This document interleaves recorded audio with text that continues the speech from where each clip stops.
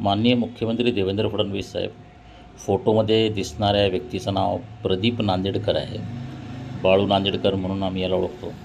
Doctor Manisha जोशीमुळे याची 25 वर्षापूर्वी ओळख झाली लग्नाच्या वेळेस.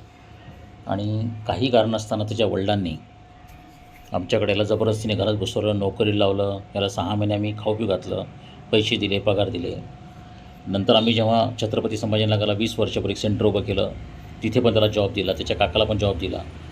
तेव्हा हे नांदेडकर फॅमिली साध्या चाळीत राहायची. आता खूप पैसा झाला आहे, बंगला वगैरे, प्रॉपर्ट्या. मोठा भाऊ देवगिरी नागरी सहकारी बँक संघाच्या बँकेचा CEO झाला आहे.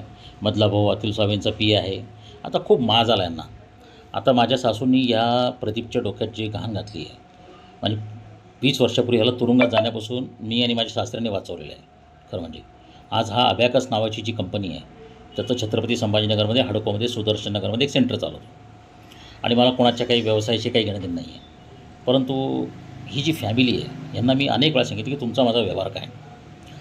दुसरी गोष्ट मी सांगितली बाळूला की बाबा तुझं माझं काही देणं असेल तर आपण संपून टाकू. तो नाही म्हटला. नंतर त्याने मी सिक्रेट व्हिडिओ रेकॉर्डिंग केलं.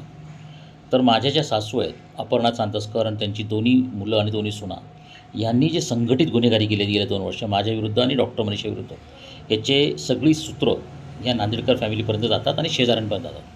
त्यातला हा जो प्रदीप नांदेडकर आहे, हा सक्रिय आहे ह्याच्यात खूप. ह्याला मी 5 ते 6 वेळा समजून सांगितलं. 3 गोष्टी मला पाहिजेत. एक म्हणजे मला तुझ्याकडून नुकसान भरपाई पाहिजे. नंबर 2, चांदसकर फॅमिलीने तुम्हाला काय काय गोष्टी सांगितल्या ते त्यांच्याकडून मी आता मला कळलेलं आहे, पण मी वधून घे, मला माहिती दे. आणि नंबर 3 अशी की चांदसकर फॅमिली आणि नांदेडकर माझ्यासमोर आले पाहिजेत आणि आमने-सामने आले पाहिजेत. हे दोघं काय करतात, हे दोन्ही फॅमिलीचं हे अनेक वर्ष चाललं आहे. एकमेकांची माहिती एकमेकांना देतात, माझ्याविरुद्ध कारस्थान करतात, गुन्हेगारी करतात. जे माझ्याविरुद्ध गुन्हे करतात त्यांना सपोर्ट करतात. आणि ह्याच्यानंतर पलीकडे मी ह्यांच्याशी चांगली वागलो, यांना गिफ्ट देतो, पार्टी देतो, बोलवतो, जॉब देतो, बिझनेसची ऑफर देतो. एवढं सगळं करून हे माझ्या जीवावर उठतात. तर हा जो बाळू नांदेडकर, प्रदीप नांदेडकर आहे, याला आता या प्रकरणात मुख्य साक्षीदार केलं पाहिजे.